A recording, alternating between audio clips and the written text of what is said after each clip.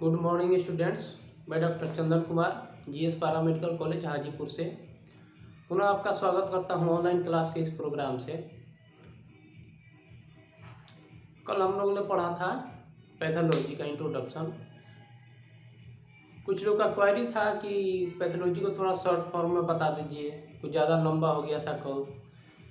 तो मैंने कल भी एक नीचे लिखवाया था डिफिनीशन में ही नीचे वाला लाइन कि pathology is the study scientific study of disease.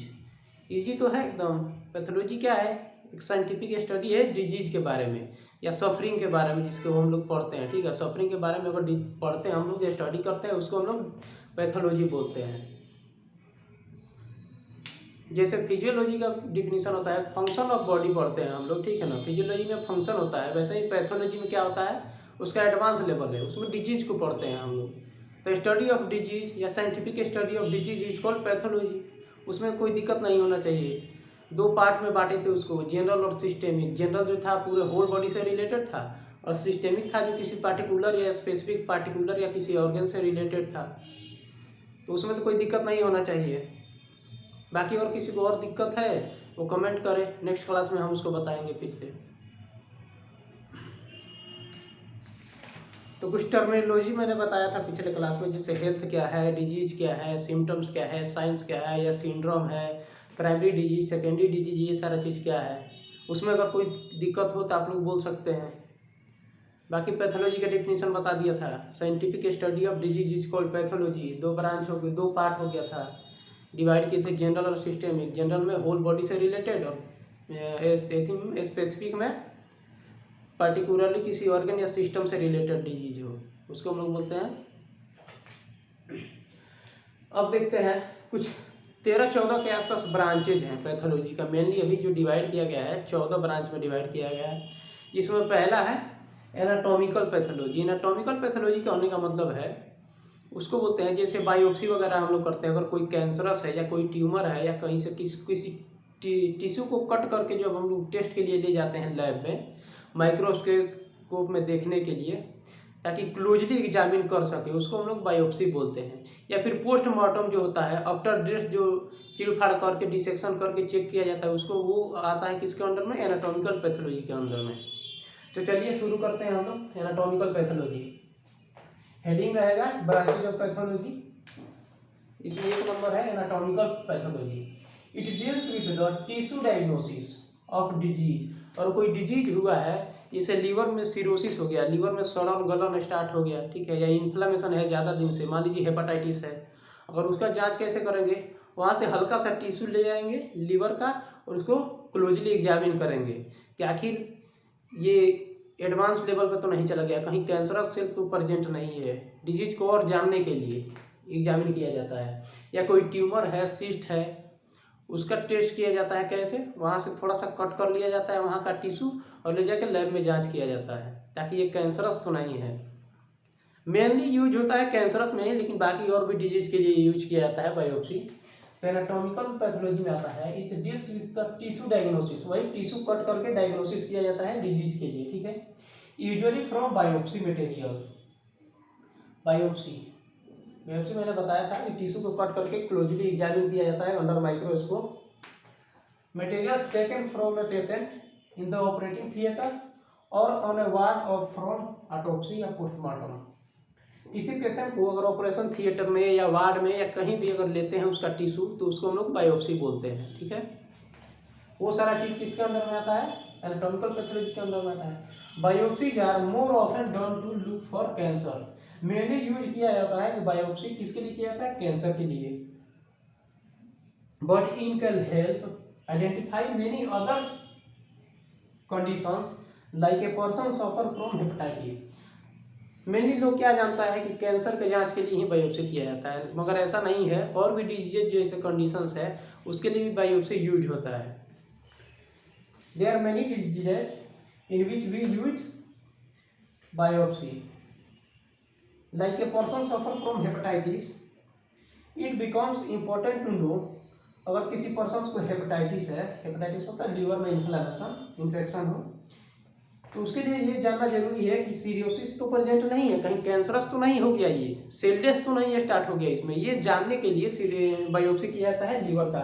Liver का बायोप्सी कैसे करते हैं, एक थिन नीडल जो है इंसर्ट करते हैं एब्डोमेन में लोकल एनेस्थेसिया देके, और वहाँ से सब टिश्यूज या स्मॉल टिश्यूज का पार्ट निकालते हैं लीवर का, और उसको अंडर माइक्रोस्कोप स्टडी करते हैं और पता लगाते हैं कि कैंसरस है या नॉन कैंसरस है, या फिर मैसिव डेथ सेल डेथ तो नहीं स्टार्टिंग हो गया, नेक्रोसिस तो नहीं स्टार्ट हो गया है।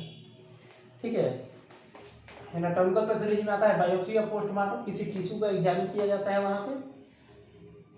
और मैंने बताया था कि मेनली कैंसर के लिए है, लेकिन बाकी अदर भी डिजीज में यूज होता है। तो ये हुआ एनाटॉमिकल। उसके बाद हम लोग नेक्स्ट लिखेंगे केमिकल पैथोलॉजी, ये इसको लिख लीजिए आप लोग, बाकी इसमें कोई दिक्कत हो तो आप लोग बताएं।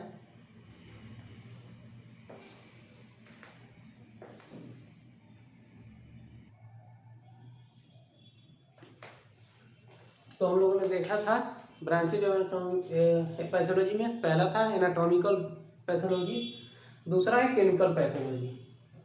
केमिकल से आइडिया लग गया होगा कि इसके अंदर क्या पढ़ा जाता है। ठीक है, it deals with the entire wide range of substances in blood and body fluids. इसके बारे में जो केमिकल्स जैसे हमारे बॉडी में जो केमिकल्स होता है, एंजाइम है, इलेक्ट्रोलाइटिक है, लाइट है, जैसे फैट है, कोलेस्ट्रॉल है, sodium, potassium, blood, RBC, W, ये सारा चीज जो है including enzyme, electrolyte and proteins that change in many disease. मतलब कि अगर डिजीज हुआ है तो इसमें क्या चेंजेज आएगा। ठीक है, इसके अंदर आता है केमिकल पैथोलॉजी के अंदर। It deals with the entire wide range of substances in blood and body fluids. Blood में और बॉडी फ्लूइड्स में जैसे एंजाइम हो जाएगा, इलेक्ट्रोलाइट हो जाएगा, प्रोटीन्स हो जाएगा, that change in many disease.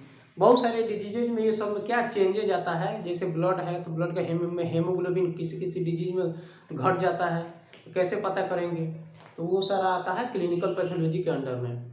Haemoglobin है, कैल्शियम कितना है, पोटेशियम कितना है, ये सारे का लेवल जो नॉर्मल होना चाहिए, तो किसी किसी में बढ़ जाता है, किसी किसी में घट जाता है, तो वो सारा चीज़ पढ़ा जाता है केमिकल पैथोलॉजी के अंडर में।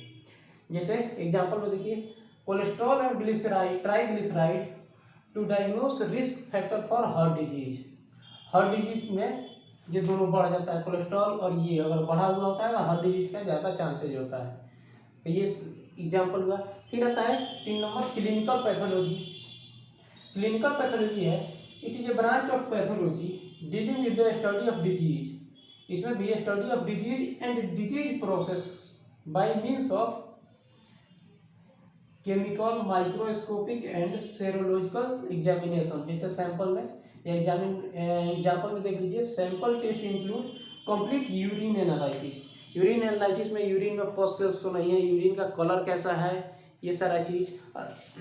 ठीक है, उसका पीएच नॉर्मल है या नहीं, स्टूल एनालिसिस करेंगे and other body fluid analysis. Full detail analysis करते हैं किसी डिजीज के बारे में, और ठीक है, और डिजीज प्रोसेस की क्या चीज़ बढ़ा तो कौन सा डिजीज हुआ, उस सारा चीज़ के बाद ये क्लिनिकल पैथोलॉजी के अंदर में आ जाता है। इसको आप लोग लिख लीजिए। इसके बाद हम लोग चलेंगे नेक्स्ट जो ब्रांच है, चौथा नंबर पे। चौथा नंबर है फोरेंसिक। इसको आप लोग लिख लीजिए, कोई दिक्कत हो तो आप लोग कमेंट करेंगे इसको।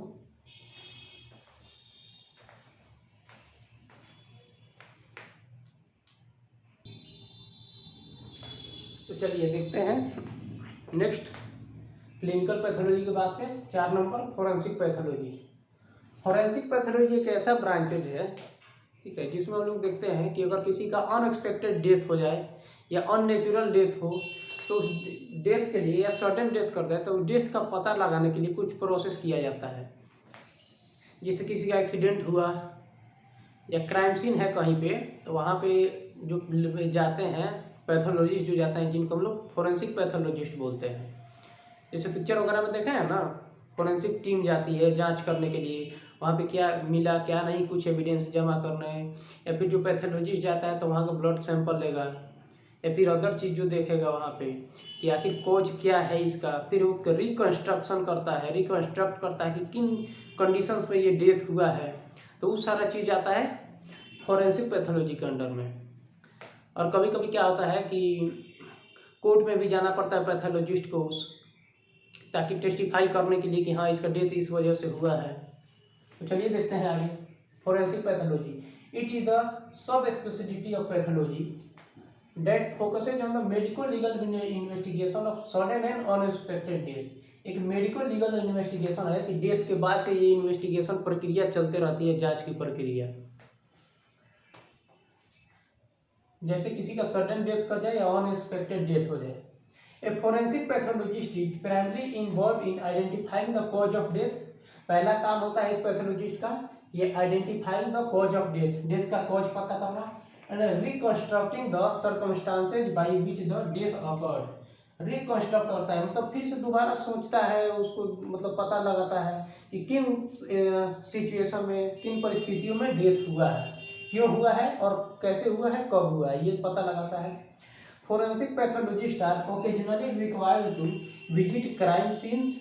कभी कभी जरूरत पड़ता है फोरेंसिक पैथोलॉजिस्ट का क्राइम सीन पे जाने का, एक्सीडेंटल सीन है, और टेस्टिफाई इन कोर्ट, और कोर्ट में जाके बयान देने के लिए। तो ये हो गया फोरेंसिक पैथोलॉजी। इसके बाद से जेनेटिक पैथोलॉजी आएगा, जेनेटिक्स पैथोलॉजी। चलिए इसको आप लोग लिख लीजिए।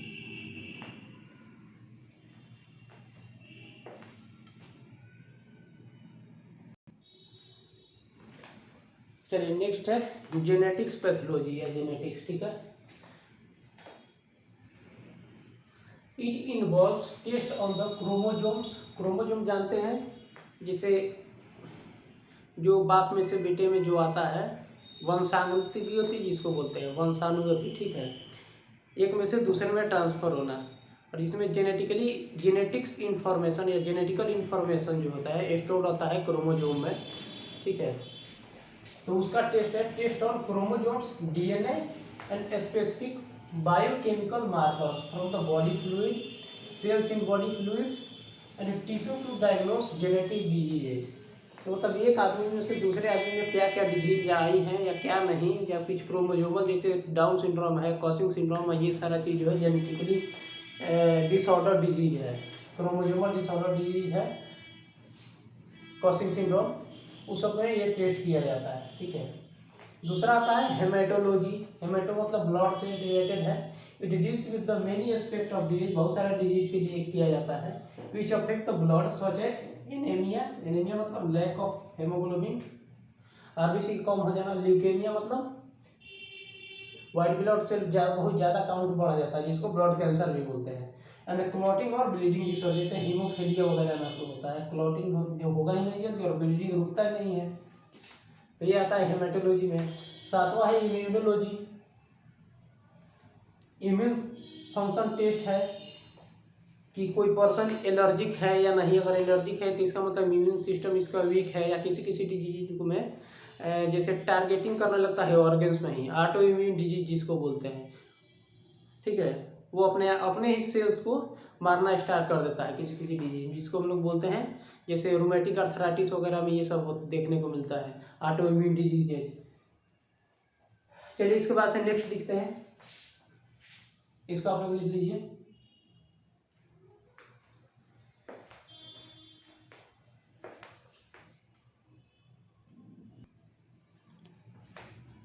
तो चलिए नेक्स्ट देखते हैं माइक्रोबायोलॉजी। माइक्रोबायोलॉजी में बहुत सारे लोग आप लोग जानते भी होंगे थोड़ा बहुत ही, आखिर होता क्या है। माइक्रो मतलब माइक्रोस्कोप से रिलेटेड, या माइक्रो मतलब स्मॉल सूक्ष्मदर्शी से जो देखा जा सके, ठीक है। Microbiology it deals with the diseases, वैसा डिजीज के बारे में डील करते हैं जिसके कारण होते हैं इन्फेक्शियस एजेंट, जैसे बैक्टीरिया है, वायरस है, फंगस है, पैरासाइट है, through test on the blood and body fluids and tissue sample, ठीक है। इसमें आ जाता है माइक्रोबायोलॉजी में बैक्टीरिया वायरस से अगर कोई डिजीज होता है तो उसके बारे में जो जांच करते हैं, ठीक है, उसको हम लोग बोलते हैं माइक्रोबायोलॉजी। जैसे urine example, urine sample to detect urinary tract infection, UTI जिसको हम लोग बोलते हैं, किसी बैक्टीरियल इन्फेक्शन की वजह से ये हो जाता है। और लेते कहाँ से, यूरिन का सैंपल लेते हैं, तो ये माइक्रोबायोलॉजी में आता है। उसके बाद से होता है जनरल पैथोलॉजी। जनरल पैथोलॉजी में मिक्स्ड टाइप का होता है, ठीक है। ऐसे जो लेबोरेटरीज होते हैं, लैब पैथोलॉजी हम लोग देखे हैं जो मार्केट में, वो मिक्स्ड होता है, जिसको हम लोग जनरल पैथोलॉजी बोलते हैं, ठीक है।